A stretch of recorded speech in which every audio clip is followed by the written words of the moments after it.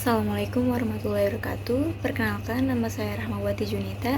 Saya mahasiswi Universitas Pancasakti Bekasi dengan prodi Pendidikan Bahasa Inggris semester 5 dengan NIM 18821500056. Baik, di sini saya akan mempresentasikan tentang makalah pentingnya sarana dan prasarana bagi peserta didik.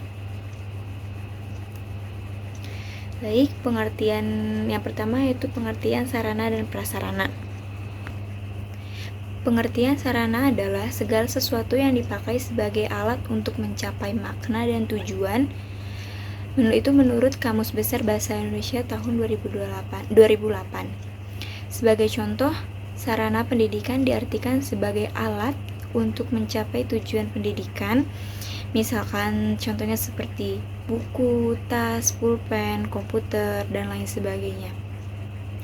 Sedangkan pengertian dari prasarana yaitu segala sesuatu yang merupakan penunjang utama terselenggaranya suatu proses. Menurut Kamus Besar Bahasa Indonesia tahun 2008. Jadi, pengertian sarana dan prasarana secara etimologi memiliki arti perbedaan, namun keduanya memiliki keterkaitan yang sangat penting sebagai alat penunjang keberhasilan suatu proses yang dilakukan. Selanjutnya yaitu fungsi sarana dan prasarana. Yang pertama yaitu menciptakan kenyamanan. Dengan adanya kenyamanan, siswa dapat belajar lebih efektif. Dan yang kedua, menciptakan kepuasan. Dengan tersedianya dan lengkapnya fasilitas sarana dan prasarana akan menghasilkan kepuasan dalam belajar siswa. Yang ketiga yaitu mempercepat proses kerja. Dengan adanya sarana dan prasarana, maka segala sesuatu itu akan lebih mudah dikerjakan dan lebih singkat. Yang keempat yaitu mempermudah proses kerja.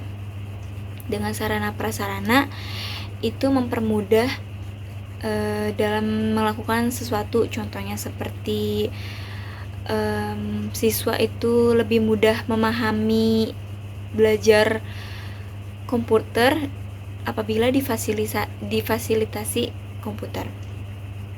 Yang kelima, meningkatkan produktivitas.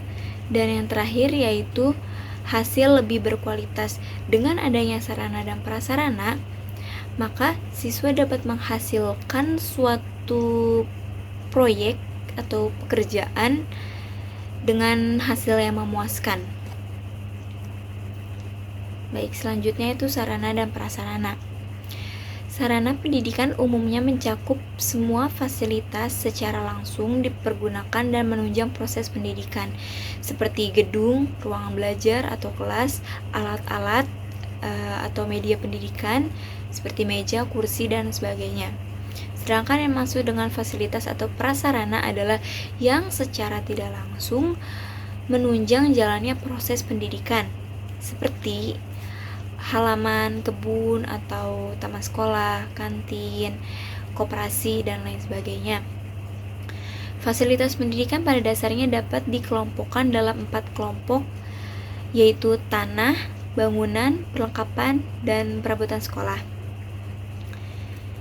Selanjutnya yaitu ruang lingkup sarana dan prasarana. Yang mencakup ruang lingkup sarana dan prasarana yaitu yang pertama, habis atau tidaknya penggunaan sarana dan prasarana bisa dikelompokkan berdasarkan habis atau tidaknya penggunaan.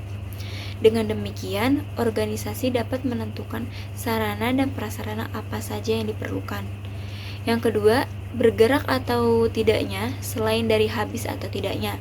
Sarana dan prasarana juga dapat ditinjau dari bergerak atau tidaknya suatu alat. Contohnya, alat yang dapat bergerak adalah kendaraan. Sedangkan contoh alat yang tidak dapat bergerak ialah mesin dan komputer. Yang terakhir yaitu hubungannya dengan kegiatan sarana dan prasarana juga dapat dikelompokkan berdasarkan hubungan alat dengan kegiatan. Artinya, alat tersebut digunakan langsung atau tidak.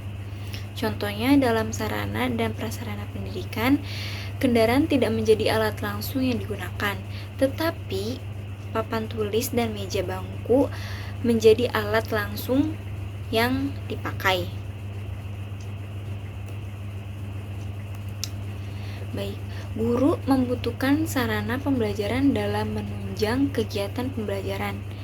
Selain kemampuan guru dalam menyelenggarakan kegiatan pembelajaran, dukungan dari sarana dan prasarana pembelajaran sangat penting dalam membantu guru, membantu dalam proses belajar mengajar. Pembelajaran sangat penting dalam membantu guru. Semakin lengkap dan memadai sarana pembelajaran yang dimiliki sebuah sekolah akan memudahkan guru dalam melaksanakan tugasnya sebagai tenaga pendidikan. Seperti contohnya tadi, apabila kita ingin mengajarkan komputer seperti bagaimana mengaplikasikan, menjalankan Microsoft Word dan Excel, maka akan lebih mudah guru mempraktikannya dengan sebuah komputer asli langsung gitu. Jadi siswa dapat lebih mudah mengerti. Begitu pula dengan suasana selama kegiatan pembelajaran. Sarana pembelajaran harus dikembangkan agar dapat menunjang proses belajar mengajar. Seperti pendapat Yamin menyebutkan beberapa hal yang perlu dikembangkan dalam menunjang proses belajar mengajar, yaitu yang pertama perpustakaan, yang kedua sarana penunjang kegiatan kurikulum, yang ketiga prasarana dan sarana, dan ekstrakurikuler dan mulok.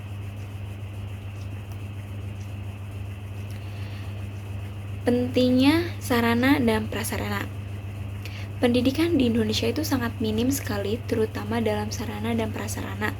Banyak dijumpai rusak di berbagai sekolah, dan ini sangat memprihatinkan, terutama di daerah terpencil yang jauh dari perkotaan dengan medan yang sulit dijangkau oleh kendaraan. Dalam hal ini, fasilitas kegiatan belajar mengajar itu sungguh jauh dari kata layak.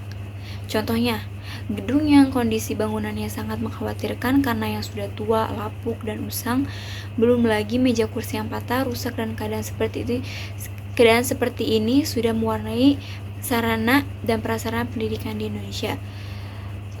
Ketidakseimbangannya sarana dan prasarana di Indonesia itu sangat terjadi, sangat mudah dijumpai. Contohnya di daerah terpencil, sarana dan prasarana itu sangat minim, seperti kurangnya meja, kursi, papan tulis, dan lain-lainnya. Dan juga untuk dana-dana yang disalurkan di desa-desa itu kurang ya.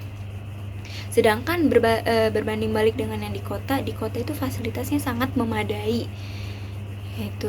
Nah, itu mengapa pendidikan di desa itu agak kurang, karena fasilitasnya yang kurang memadai. Karena kurangnya sarana dan prasarana sekolah sehingga menjadi masalah pada mutu atau kualitas pendidikan tersebut. Keterbatasan fasilitas sekolah dan ketidakmampuan manajemen sarana dan prasarana juga sangat berpengaruh pada kualitas maju mundurnya sekolah. Kita bisa melihat bagaimana timpangnya atau tidak seimbangnya pendidikan di kota dan di pelosok atau daerah terpencil. Perbedaannya sungguh jauh sekali.